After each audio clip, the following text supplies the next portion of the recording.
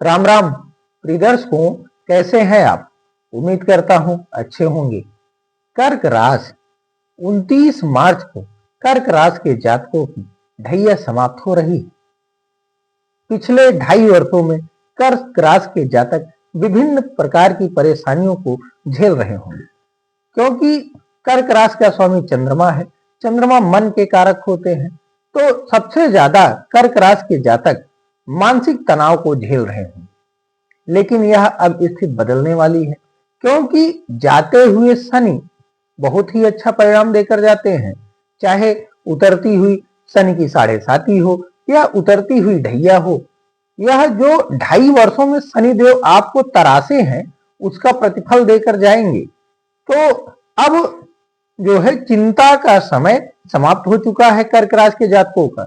लेकिन इन 2.5 वर्षों में आपने देखा होगा, आपने मानसिक तनाव झेला होगा, शारीरिक प्रॉब्लम को झेला होगा, परिवार में कलह को झेला होगा, नौकरी के लिए परेशान हुए होंगे, व्यापार के लिए परेशान हुए होंगे, आपका व्यापार अच्छा नहीं चलता रहा होगा, आपसी मनमुटाव हो गया होगा, पति पत्नी में क्लेश की समस्या हो गई होगी। लेकिन वह सब अब समाप्त हो जाएगी। 29 मार्च को शनिदेव कुंभ से मीन राशि में प्रवेश करेंगे। उससे पहले वह आपको कुछ ऐसा दे कर जाएंगे जिससे आपको अस्थाई धन लाभ प्राप्त हो। यदि आप नौकरी की तैयारी कर रहे हैं तो यह स्थिति आपके लिए अच्छी है, क्योंकि उतरती हुई ढैया में शनिदेव आपको नौकरी के लिए आगे बढ़ा सकते हैं, आपको नौकरी दे सकते हैं। करना क्या होता है, शनिदेव आप जानते ही होंगे न्याय के देवता है। वह आपको देखते हैं क्या आप उस योग्यता को प्राप्त हो चुके हैं। तो जब आप उस योग्यता को प्राप्त हो जाते हैं तो शनिदेव देर नहीं करते हैं, तुरंत दे देते हैं। तो जो भी चीजें आप शनिदेव से चाहते हो, पहले आप अपने अंदर वह योग्यता डेवलप करिए। मैंने देखा है शनि के 7.5 में और शनि की ढैया में वही लोग ज्यादा परेशान होते हैं जो पूजा पाठ नहीं करते हैं, जो अपने पूर्वजों का अनुकरण नहीं करते हैं, जो समाज के द्वारा बनाए गए नियम का पालन नहीं करते हैं, जो शास्त्रों में नियम बनाए गए हैं उसका वह अनुसरण नहीं करते हैं। तो शनिदेव उन्हें ज्यादा परेशान करते हैं। और जो यह सब बातें मानते हैं, जो शनि की पूजा कर रहे हैं, शंकर जी की पूजा कर रहे हैं, हनुमान जी की पूजा कर रहे हैं, शनिदेव उन पर कृपा बनाकर ही रखते हैं। तो क्या उपाय करना चाहिए इन बचे हुए दिनों में, क्योंकि जो यह 1 महीने का समय बचा हुआ है, लगभग 1 से 1.5 महीने का समय, आपको शनिदेव इसी बीच में ही कुछ ना कुछ बड़ा देकर जाएंगे। तो उसकी प्राप्ति के लिए आपको क्या करना चाहिए, सबसे पहले तो आप अपने अंदर वह योग्यता विकसित करिए जिससे शनिदेव प्रसन्न हो।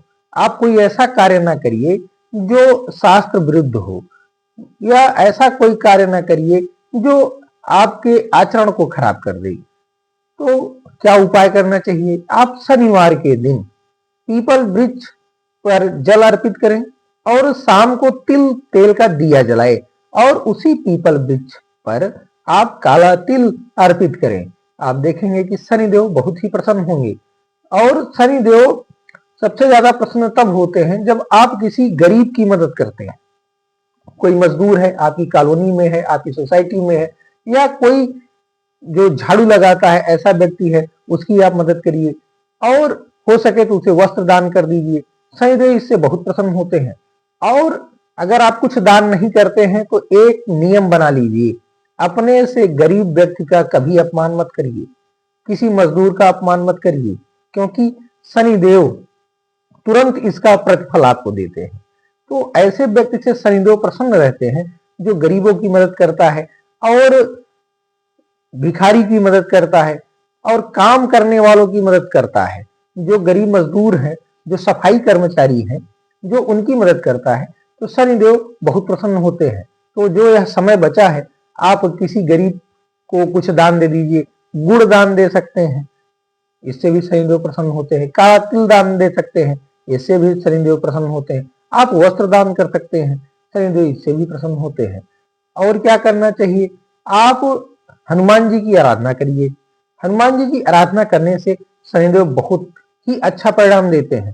खास करके जो कर्क राशि के जातक हैं, उन्हें तो हनुमान जी की पूजा करनी चाहिए और साथ ही साथ भोलेनाथ की पूजा आप जरूर करें, क्योंकि आप देखे होंगे कि कर्क राशि का स्वामी चंद्रमा होता है और चंद्रमा शंकर जी के सर पर विराजमान रहता है।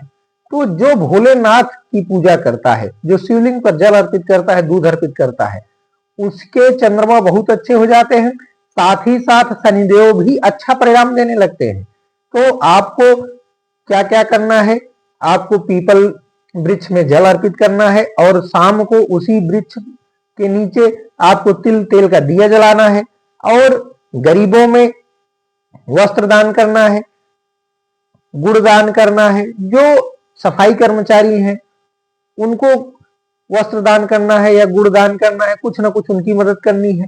कभी भी किसी गरीब का, मजदूर का अपमान नहीं करना है। तो यह सब आप करेंगे तो उतरती हुई ढैया आपको कुछ ना कुछ ऐसा जरूर देकर जाएगी जो आपको भविष्य में जीवन पर्यंत आप उसका लाभ उठाएंगे। ऐसी ही जानकारी हम वीडियो के माध्यम से देते रहते हैं। यदि आपको हमारी जानकारी पसंद आई हो, हमारे द्वारा बताए गए उपाय से कुछ लाभ होता हो, तो हमारे चैनल को सब्सक्राइब कर लीजिए। आज के वीडियो में इतना ही, इजाजत दीजिए, नमस्कार।